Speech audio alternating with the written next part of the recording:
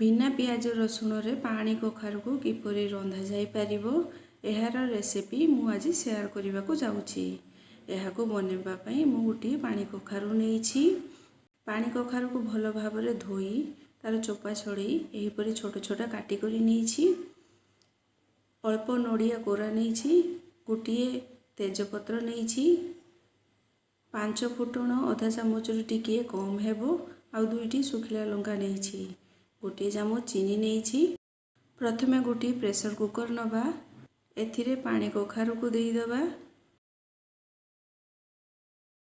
नड़िया कोरा को भी मध्य देई दबा। तेजपत्र को भी देई दबा। एथिरे स्वाद अनुसार लूण देई दबा। अल्प टिकिए पानी देई दबा। प्रेशर कुकर लिड को भल भाबरे लगेई दबा। गैस ऑन करी प्रेशर कुकर को गैस ऊपर रखी दबा। गैस रो फ्लेम को मीडियम करी दबा। आ गोटी सीटी आसीबा पर्यंत अपेक्षा करिबा। देखंतु प्रेशर कुकर रे सीटी आसिलानी। एबे गैस रो फ्लेम को बंद करी दबा।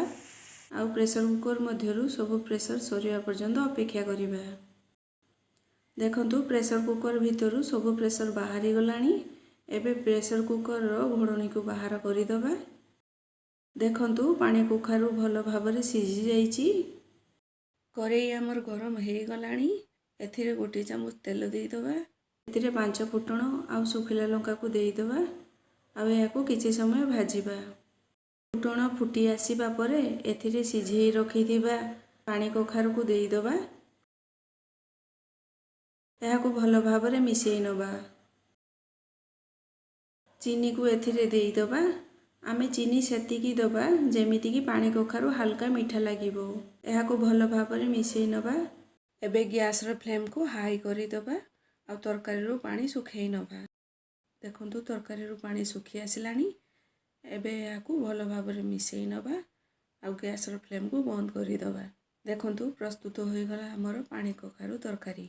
एहा बिना पियाज रसुण रे आमे प्रस्तुत करिजु। तेणु आमे एही तरकारीटी को कौनसी बार व्रत दिन खाई परिबो। वीडियोटी जदि आपनकर पसंद होईछि वीडियोटी को लाइक शेयर और कमेंट करि दियंतु। चैनल रे जदि आपण नुआ अछंती तेबे चैनल को सब्सक्राइब निश्चित भाबे करि दियंतु। देखिथिबारु धन्यवाद।